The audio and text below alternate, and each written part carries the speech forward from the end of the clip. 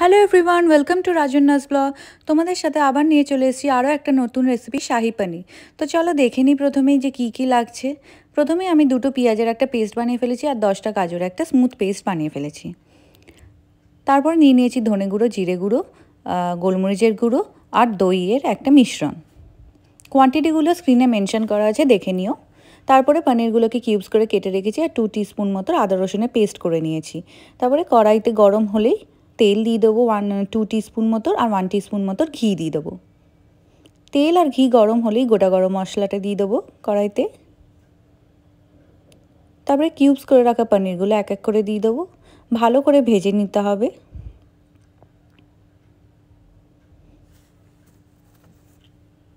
পনিরগুলো ভাজা হয়ে গেলে নর্মাল ওয়াটারে আমরা ডুবিয়ে রাখবো পনিরগুলোকে, যাতে পনিরগুলো নরম থাকে।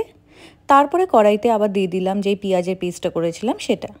ভালো করে সটে করে নিতে হবে। তারপরে যেই মিশ্রণটা বানিয়েছিলাম ধনে গুঁড়ো, জিরে গুঁড়ো আর দইয়ের, সেটা ভালো করে বানিয়ে ফেললাম পেস্ট হিসেবে। তারপরে যেই আদা রসুনের পেস্টটা ছিল দিয়ে দিলাম কড়াইতে। তারপরে যেই মিশ্রণটা বানিয়েছিলাম একটু আগে সেটা দিয়ে দিলাম কড়াইতে। ভালো করে কষিয়ে নিতে হবে। যত সটে করবেন তত ভালো হবে, তত আদা রসুন বা পেঁয়াজের গন্ধটা চলে যাবে। আন্দাজ মতো নুন দিয়ে দেবেন আর আপনারা চিনি যেই পরিমাণ মতো খান সেই পরিমাণ মতো দিয়ে দেবেন কড়াইতে। আবার ভালো করে সটে করতে হবে। ভালো করে সটে করার পর যখন কনসিস্টেন্সিটা এরকম টাইপের আসবে, তখন আমরা কাজুর পেস্টটা যেটা করেছিলাম সেটা দিয়ে দেবো। কাজুর পেস্টটা দেওয়ার পর ভালো করে আবার নেড়ে নিতে হবে। যত সটে করবেন তত ভালো হবে, তত টেস্টটা এনহ্যান্স হবে। তারপরে 1 কাপ মতো জল দিয়ে দেবো।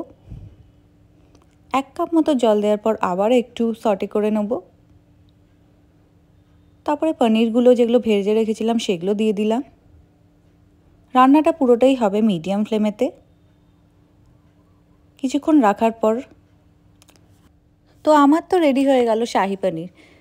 পরোটা দিয়ে বেশ ভালো লেগেছিল খেতে। কনসিস্টেন্সিটা তো তোমরা দেখতেই পাচ্ছ কেমন হয়েছে। টেস্ট হিসেবেও খুব ভালো হয়েছে। তো তোমরাও ট্রাই করে দেখতে পারো, অবশ্যই ট্রাই করো ঘরেতে। আর কমেন্ট সেকশনে আমাকে জানিও যে কেমন লাগলো তোমাদের। তো এখনের মতো এই পর্যন্তই। সবাই ভালো থেকো, টাটা।